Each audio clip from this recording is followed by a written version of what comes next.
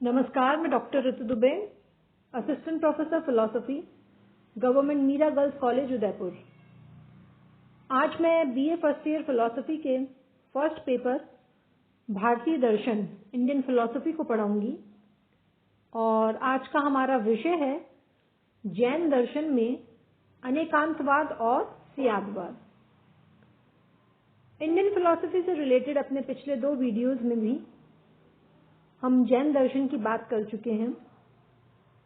हमने जाना कि जैन दर्शन का प्रादुर्भाव कैसे हुआ, उसका एक संक्षिप्त परिचय, उसके साथ ही जैन दर्शन में ज्ञान मीमांसा पर हम विचार कर चुके हैं और आज उनका बहुत ही प्रसिद्ध सिद्धांत है अनेकांतवाद और स्यादवाद, उस पर हम आज बात करेंगे। सबसे पहले तो प्रश्न उठता है कि अनेकांतवाद क्या है। अनेकांतवाद का अर्थ है कि वस्तु अनंत धर्मात्मक है।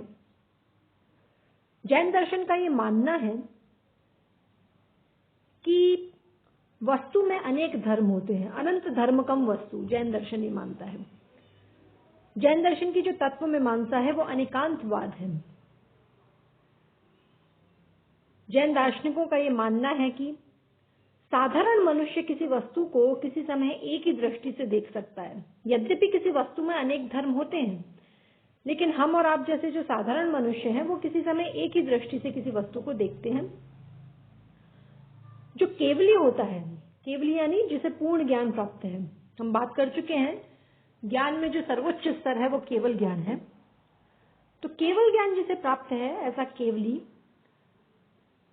वो अपने केवल ज्ञान के द्वारा वस्तुओं के अनंत धर्मों का साक्षात ज्ञान कर पाता है। उसे तो वस्तुओं में जो अनेक धर्म है उसका एक साथ ही साक्षात ज्ञान हो जाता है, लेकिन साधारण मनुष्य के लिए यह संभव नहीं है। साधारण मनुष्य तो किसी वस्तु को किसी समय एक ही दृष्टि से देख सकता है, इसलिए वह उस वस्तु का एक ही धर्म जान सकता है।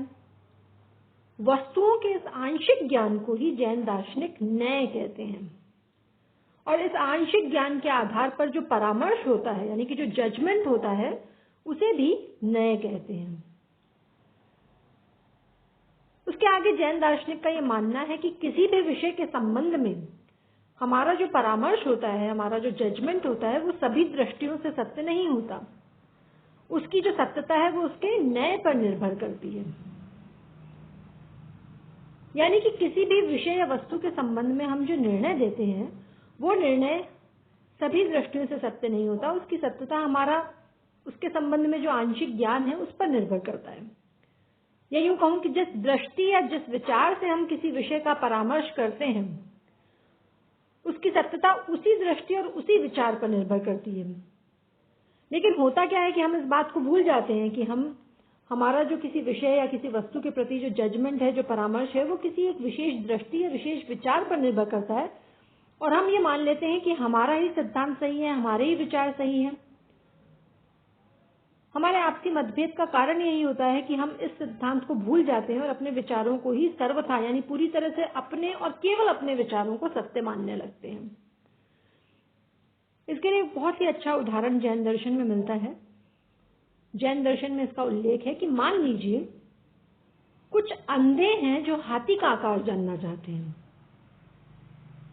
कोई उसका पैर, कोई कान, कोई पूंछ और कोई उसकी सूंड पकड़ता है। इसका फल क्या होता है? इसका फल ये होता है कि उन अंधों में हाथी के आकार के संबंध में पूरा मतभेद हो जाता है।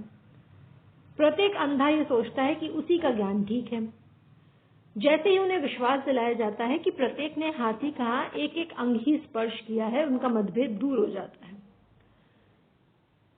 जैन दार्शनिकों का ये मानना है कि विभिन्न दार्शनिकों के बीच में जो मतभेद होता है वो भी इसीलिए होता है कि किसी विषय को भिन्न भिन्न दृष्टियों से आंकते हैं। अगर दृष्टि साम्य होता यानी एक ही दृष्टि होती तो फिर मतभेद की संभावना नहीं रह जाती, लेकिन ऐसा संभव नहीं है। हम किसी भी विषय को भिन्न भिन्न दृष्टियों से आंकते हैं। जैसे कि अंधों का जो उदाहरण दिया कि मान लीजिए एक हाथी है, उसका वर्णन के लिए उसके आकार के बारे में पूछा जा रहा है, तो अलग अलग अंधों ने जो अंग विशेष उसका स्पर्श से जाना है उस अंग के हिसाब से वो उसका आकार बताएंगे। और प्रत्येक सोचेगा कि उसी का ज्ञान ठीक है। लेकिन जैसे हम उसे विश्वास दिलाते हैं कि आपने हाथी का एक एक अंग ही स्पर्श किया है, तो उनका जो मतभेद है वो दूर हो जाता है।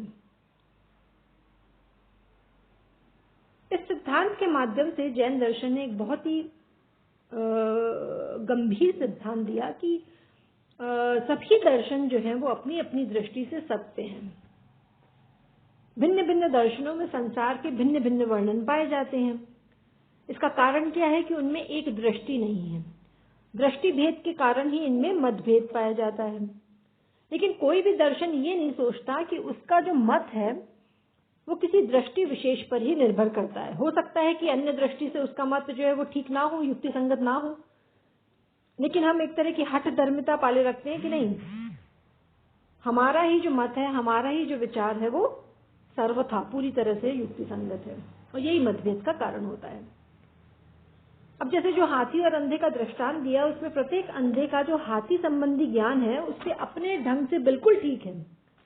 उसी तरह भिन्न भिन्न दार्शनिक मत भी अपनी अपनी दृष्टि से सत्य हो सकते हैं।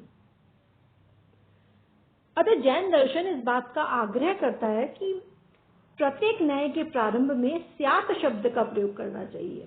क्योंकि विषय या वस्तु के संबंध में हम और आप जैसे साधारण लोगों का ज्ञान आंशिक होता है, जिसे उन्होंने न्याय कहा है, तो हमें प्रत्येक न्याय के प्रारंभ में स्यात् शब्द का प्रयोग करना चाहिए। अब संस्कृत का ये जो स्यात् शब्द है, इसका अर्थ शायद होता है, तो हमें प्रत्येक न्याय के प्रारंभ में एक तरह से स्यात् या शायद शब्द का प्रयोग करना चाहिए। स्यात् शब्द से यह संकेत होता है संभवतः। स्यात् का एक अर्थ शायद है और एक अर्थ संभवतः। तो स्यात् शब्द से यह संकेत होता है कि उसके साथ के जो प्रयुक्त वाक्य है उसकी सत्यता प्रसंग विशेष पर ही निर्भर करती है। जब आप किसी वाक्य के साथ, न्याय के साथ आप स्यात् शब्द लगा देते हैं तो उससे ये संकेत हो जाता है कि स्यात् के साथ जुड़ा ये जो वाक्य है वो कोई सर्वथा सत्य नहीं है, लेकिन वो जो प्रसंग विशेष है, वो जो खास स्थान विशेष है, वो जो अवस्था विशेष है, उस पर तो ये इसकी सत्यता निर्भर करती है। अन्य प्रसंगों में वो मिथ्या भी हो सकता है। हाँ, उस प्रसंग विशेष में वो वाक्य सत्य है, ऐसा संकेतित हो जाता है अगर आप स्यात् शब्द का प्रयोग करते हैं। जैसे वही हाथी और अंधे के उदाहरण में ये कहना ठीक नहीं है कि हाथी एक स्तंभ के आकार का होता है, किंतु हम ये कह सकते हैं कि स्यात् हाथी का जो आकार है वो स्तंभ के समान होता है, शायद हाथी का जो आकार है वो स्तंभ के समान होता है। दूसरी उक्ति में स्यात् शब्द से ये बोध होता है कि किसी विशेष दृष्टि से अर्थात पैरों के संबंध में हाथी का आकार स्तंभ के समान है। इस तरह हम देखते हैं कि विचार को दोष मुक्त करने के लिए, अगर आप चाहते हैं कि आपका जो विचार हो वो निर्दोष हो, दोष मुक्त हो, तो आपको स्यात् शब्द का प्रयोग जो है वो आवश्यक रूप से करना चाहिए। एक और उदाहरण जैन दर्शन में इस संबंध में पाया जाता है कि घर के भीतर किसी काले रंग के घड़े को देखकर हमें ये नहीं कहना चाहिए कि घड़ा है, बल्कि ये कहना चाहिए कि स्यात् घड़ा है, शायद घड़ा है। क्यों? क्योंकि स्यात् से इस बात का ज्ञान होगा कि घड़े का जो अस्तित्व है वो एक काल विशेष, एक स्थान विशेष, एक गुण विशेष के अनुसार है। स्यात् शब्द से हमें ये भ्रम नहीं होगा कि घड़ा नित्य है, सर्वव्यापी है। साथ साथ हमें ये भी संकेत मिलेगा कि किसी विशेष रंग और विशेष रूप का जो घड़ा है वो किसी विशेष काल और स्थान में है। जो अगर हम केवल ऐसा कहें कि घड़ा है, ये कहने मात्र से अनेक प्रकार का भ्रांत ज्ञान हो सकता है। जब आप कहते हैं कि घड़ा है, तो हो सकता है कि किसी को ये ज्ञान हो कि नित्य है वो घड़ा, सर्वव्यापी है, तो आप उसके आगे अगर स्यात् शब्द का प्रयोग कर लेंगे, स्यात् घड़ा है, यानी कि एक काल विशेष में, एक स्थान विशेष में वो घड़ा अवश्य है, ये बात द्योतित हो जाएगी। तो जैनों का ये जो मत है वो स्याद्वाद कहलाता है। स्याद्वाद का सार तत्व ही है कि साधारण बुद्धि वाला मनुष्य किसी विषय में जो भी परामर्श या जजमेंट करता है वो एक देशी होता है, अर्थात उस परामर्श की जो सत्यता है वो उसी प्रसंग के अनुसार होती है जिसके साथ उसकी कल्पना हुई रहती है। अब क्या हुआ कि कुछ पाश्चात्य जो तार्किक विचारक हैं उनके साथ भी स्याद्वाद की थोड़ी समानता सी प्रतीत होती है। पाश्चात्य तार्किक कहते हैं कि प्रत्येक विचार का अपना अपना प्रसंग या प्रकरण होता है, जिसे वो विचार प्रसंग कहते हैं, और वे कहते हैं कि विचारों की जो सार्थकता है वो उनके विचार प्रसंगों पर निर्भर करती है। स्यादवाद सिद्धांत से स्पष्ट है कि जैनों की दृष्टि जो है वो कितनी उदार है। जैन जो है वो अन्य दार्शनिक विचारों को नगण्य नहीं समझते, उनको तुच्छ नहीं समझते, बल्कि अन्य दृष्टियों से उन्हें भी सत्य मानते हैं। यही कारण है कि इनका जो अनेकांतवाद और स्यादवाद है वो जैनों की उदार दृष्टि को जो है वो दर्शाता है। इन्होंने हठ धर्मिता नहीं की, ये जिद नहीं करी कि हमारा ही दर्शन सही है या हमारे ही विचार सही है।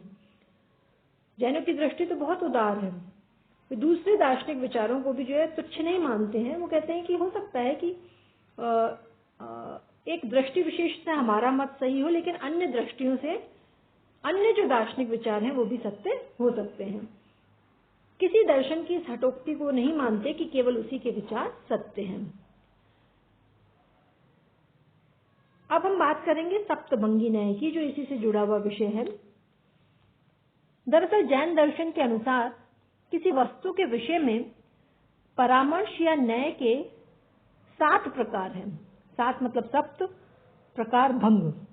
तो जैन दर्शन के अनुसार किसी वस्तु के विषय में जो परामर्श या न्याय है वो उसके सप्त भंग हैं, 7 प्रकार हैं। या दूसरे शब्दों में कहूं तो किसी वस्तु के विषय में स्यात् पूर्वक 7 परामर्श किए जा सकते हैं। आप किसी भी वस्तु के विषय में अगर स्यात् शब्द का प्रयोग करके 7 तरह के आप जजमेंट जो है वो दे सकते हैं, और इसी को सप्तभंगी न्याय कहा गया है। अब हम देखते हैं वो 7 न्याय वो कौन कौन से हैं। जैसे पहला है स्यात् है, यानी शायद है, संभवतः है। दूसरा स्यात् नहीं है, संभवतः नहीं है। तीसरा स्यात् है और नहीं है, दोनों बातें हो सकती है कि शायद है और शायद नहीं है। चौथा है स्यात् अवक्तव्य है, कि शायद अवक्तव्य यानी इसके बारे में कुछ कहा नहीं जा सकता।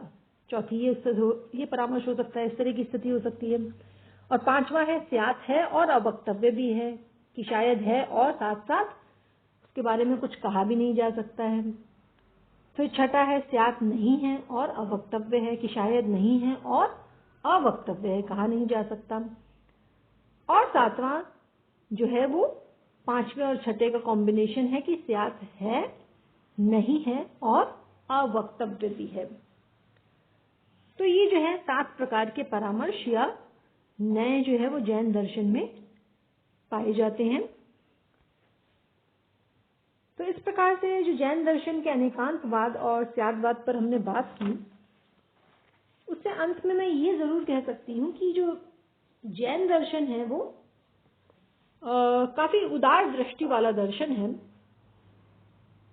पर एक समस्या ये हुई कि जो जैन मत का जो स्याद्वाद है उस पर बहुत सारे लोगों ने संशयवाद का आरोप लगाया। यहाँ मैं ये क्लियर कर दूं आपको कि जो जैन मत है उसमें सापेक्षवाद जरूर है, एक प्रकार का सापेक्षवाद, लेकिन उसमें संशयवाद नहीं है। यथार्थ में जो जैन दार्शनिक है वो कोई संशयवादी नहीं है। स्यात् शब्द के प्रयोग से किसी वाक्य से उसकी असत्यता या संदिग्धता का बोध नहीं कराया जाता। जब आप किसी वाक्य से पहले स्यात् शब्द का प्रयोग करने के लिए कहते हैं तो इससे उस वाक्य की कोई असत्यता या उसमें कोई संदेह उत्पन्न नहीं किया जाता, बल्कि उसकी सापेक्षता का संकेत किया जाता है। सापेक्षता मतलब अपेक्षा के सहित, यानी कि एक अपेक्षा विशेष में वो वाक्य सत्य हो सकता है। स्यात् शब्द के प्रयोग से आप केवल इतना ही संकेतित करते हैं, कोई संशय नहीं करते हैं, बल्कि एक इतना ही आप संकेत करते हैं कि वो सापेक्ष है, एक अवस्था विशेष, एक स्थान विशेष, एक दृष्टि विशेष की बात वहां पर होती है। परिस्थिति और विचार प्रसंग के अनुसार वो जो परामर्श है वो अवश्य ही सत्य होता है। इसे जैन दार्शनिक स्पष्ट रूप से स्वीकार करते हैं। इसलिए स्याद्वाद को संशयवाद समझना ठीक नहीं है, क्योंकि जो संशयवाद है, जो कि एक अलग तरह की दार्शनिक विचारधारा है, संशयवाद के अनुसार तो किसी सत्य या निश्चित ज्ञान संभव ही नहीं है किसी प्रकार का, है ना।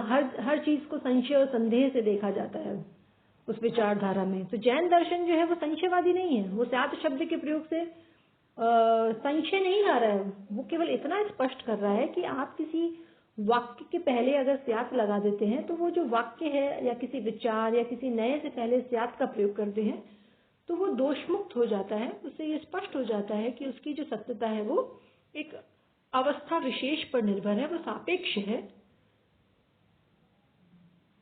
तो ये था जैन दर्शन का अनेकांतवाद, स्याद्वाद और सप्तभंगी न्याय का सिद्धांत। धन्यवाद।